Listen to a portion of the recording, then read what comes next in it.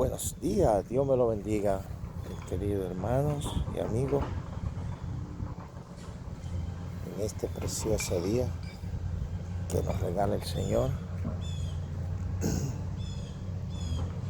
Tal vez, muchos dirán tal vez que yo hablo mucho de lo mismo. Y claro, tengo que hablar de lo mismo porque hay mucho predicando de otra cosa o hablando de otra cosa.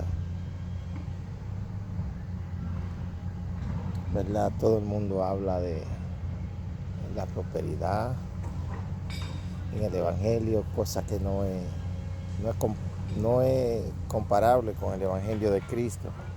Parecería que se está hablando de otro Evangelio cuando se habla de prosperidad,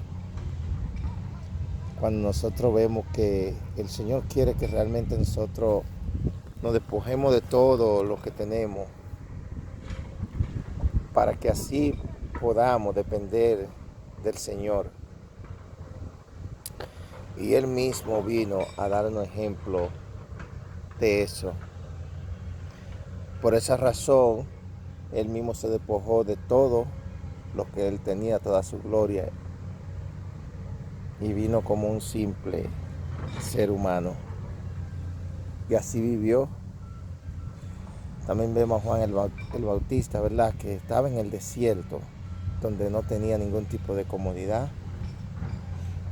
Allí se mantuvo hasta que comenzó a predicar la buena nueva de salvación, anunciando el reino de Dios y la venida del Señor, que estaba a punto de aparecer.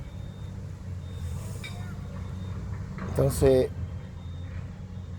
cuando nosotros vemos toda la vida de los profetas, de los grandes hombres del Señor, ¿verdad? Que el Señor llamó, vemos que tuvieron una vida humilde y sobre todo sin estar estático en un solo lugar, sino que tenían que estarse moviendo en diferentes lugares. Y ese es el Evangelio. Vemos cómo también después de la muerte del Señor, cuando los discípulos comienzan su ministerio, la Biblia nos habla de que tenían todo en común y todos vendían sus bienes y los repartían para que así ninguno tenga necesidad. Eso hacía la iglesia primitiva cuando comenzó, la cual nosotros venimos de ahí, pero nosotros hemos cambiado todo. Y vemos cómo la iglesia se va adaptando a lo que es el mundo, cómo vive como el mundo, cada cual acumulando para sí mismo. Y así, aunque vean las necesidades de otros, teniendo la oportunidad de cubrírsela, no lo hacen. Entonces, se está viendo cómo la iglesia está viviendo en la misma condición como vive el mundo. Y no está dando ejemplo o no es diferente a lo que es el Evangelio. Por esa razón es que vienen días muy difíciles para la iglesia, a pesar de que le prediquen otra cosa, y por eso yo me encargo de predicarle algo que ustedes no oyen comúnmente. Yo les hablo de eso porque realmente la iglesia se está durmiendo y está, cuando la palabra dice que no durmamos como los demás, se está hablando de eso, de cómo el mundo se comporta.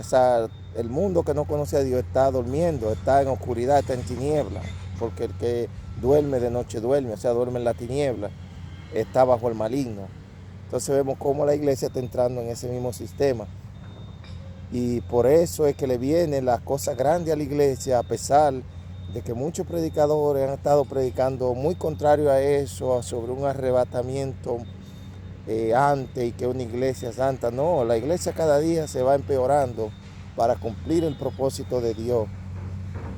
Ahora, aquí no se trata de lo que dicen los hombres, se trata de lo que Dios dejó establecido. Y es mejor que usted se llene de conocimiento antes de seguir a una persona porque sea famoso, un gran predicador que llene estadios, que lo claman multitudes. El Evangelio no es eso. Dios nos dejó la palabra de Dios, la cual está establecida desde el principio hasta el fin de la humanidad. O sea, con todo lo que va a suceder. Entonces, usted como cristiano tiene la oportunidad de escudriñar la Escritura y pedirle al Señor que le muestre lo que usted no entiende. Ese beneficio nos lo dejó el Señor. En Isaías nos dice claramente que Él mismo nos enseñará toda la cosa. Amén. Entonces, hay tres palabras clave que van a ser determinantes y que van, como quien dice, en secuencia, y que van a ser muy determinantes para los últimos tiempos. La primera es una que el Señor nos dejó un mandato que dice: ir por todo el mundo y predicar este evangelio. El que creyere y fuere bautizado, ese será salvo. Entonces dice que después que el evangelio sea predicado en todo el mundo, entonces vendrá el fin. Amén. Y luego viene la próxima palabra. Y esa palabra dice que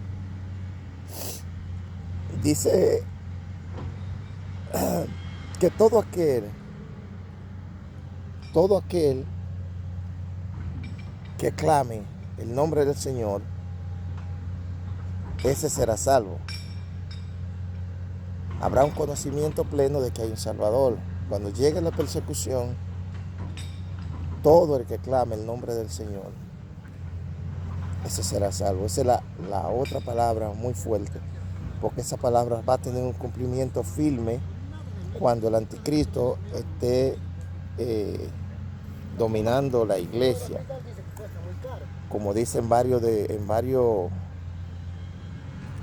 versículos, en varios libros de la Biblia, nos habla claramente que la iglesia va a ser vencida por el anticristo y sometida. Amén. Por esa debilidad que va a tener la iglesia al final de los tiempos, pues los tiempos van de mal en peor y va a culminar con la aparición del anticristo sometiendo a la iglesia. Lo que saben la verdad, lo que saben la verdad, esas personas no van a ceder ante el anticristo, por lo tanto van a ser aborrecidos y van a ser perseguidos, y sobre todo se les va a negar todo tipo de servicio. Por eso el Señor dijo que el que persevere hasta el fin, ese será salvo.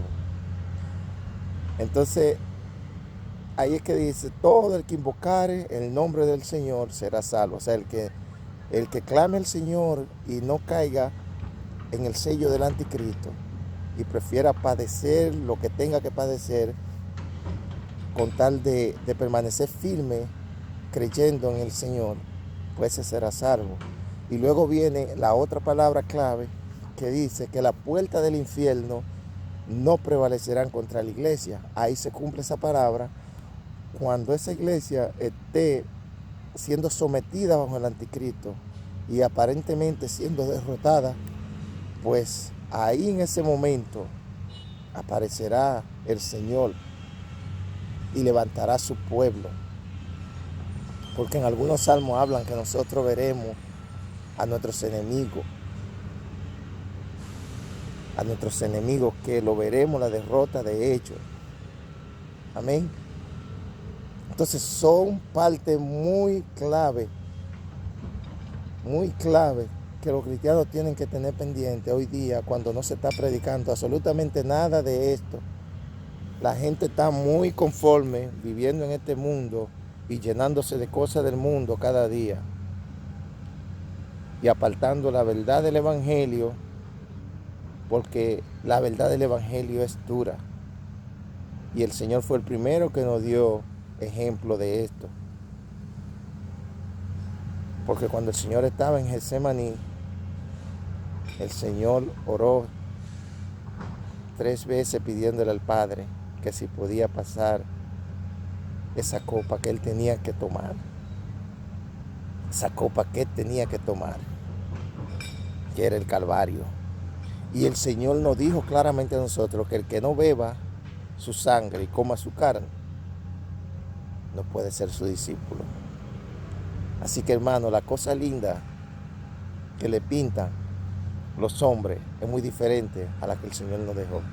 Pero sobre todas las cosas, es mejor el reino de los cielos que un poquito de sufrimiento aquí en la tierra.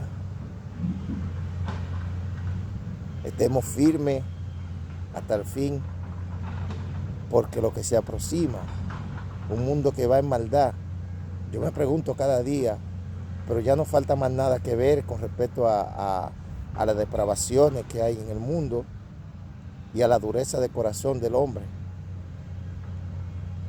En estos días vi como un jovencito tira a otra niña a una piscina y hay varias personas ahí, ven como esa niña se está ahogando y nadie hace nada por salvarla. Es algo terrible lo que está pasando con la humanidad, y a aquel joven le pasa por encima todavía, que yo estoy seguro que ella le dijo que no sabía nadar. Pero es una maldad, es una cosa increíble lo que está pasando. Vemos cómo padres matan sus hijos y cómo los hijos matan los padres. Cumplimiento de la palabra, falta muy poco ya. Ya lo que falta, de verdad, falta lo peor todavía. Falta lo peor, pero realmente nosotros estamos muy mal. Y vemos cómo la iglesia está muy lejos de lo que son los principios de Dios. Y lo otro es que las personas que queremos buscar del Señor, tenemos mucho impedimento. Y además de que estas palabras que uno le habla no le gustan a la gente, no quieren escucharlas.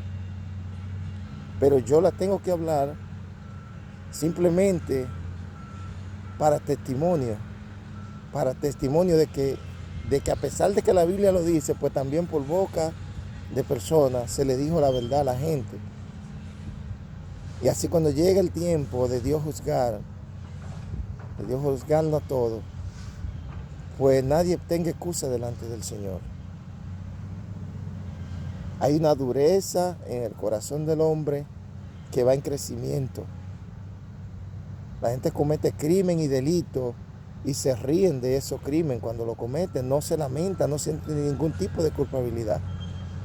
Y si recordamos cuando el Señor destruyó el mundo por agua en los días de Noé, dice que fue que el pecado ya había subido al extremo ya, cuando Dios decidió hacer eso. Ahora no va a ser diferente, ahora va a ser lo mismo.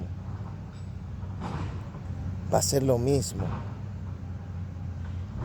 Y por otro lado, cuando nosotros leemos en Apocalipsis que habla de la siega, vemos claramente que el Señor viene y recoge su trigo y lo mete en su granero.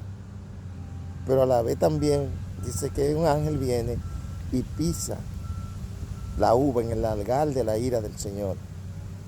O sea, no hay 3 sucesos, hay 2 sucesos en el final de los días. El Señor levanta a su pueblo y el Señor ejecuta al impío. Y dice también que Dios al final, para concluir, para que esté madura la mies, tanto los cristianos como los impíos, dice que al final Dios le envía un espíritu engañoso por medio del anticristo para que los que no creyeron a la verdad de Cristo, crean a la mentira del anticristo, y así se consuma lo que está estipulado, que la mies esté madura. El mal va a estar en su máxima expresión, pero también el cristianismo va a estar en su máxima expresión. Va a haber una comunión y una purificación, porque ya los pensamientos del cristiano en ese tiempo va a estar sumamente concentrado en el Señor. Pero el impío no va a entender. Ahora el que es de Dios sí lo va a entender cuando llegue ese momento. Entonces yo le hablo esto, no porque yo quiera darle mala noticia, porque eso es lo que está escrito. Es simplemente que yo lo hablo, y como no se atreve la mayoría de las personas a hablarlo, hablando de un falso rato antes de la gran tribulación, contradiciendo todo lo que dice la palabra de Dios, pues, ¿qué se puede hacer? Se puede decir, por otro lado, lo que le estoy diciendo, para que usted por lo menos se preocupe de escudriñar la Escritura y ver qué es lo que dice la Escritura con respecto a nuestro levantamiento, a nuestro arrebatamiento. Porque el Señor claramente en Mateo 24 dice que después de esa gran tribulación entonces aparecerá la señal del Hijo del Hombre. Y entienda que aquí no, Cristo no viene dos veces más. Cristo viene una sola vez.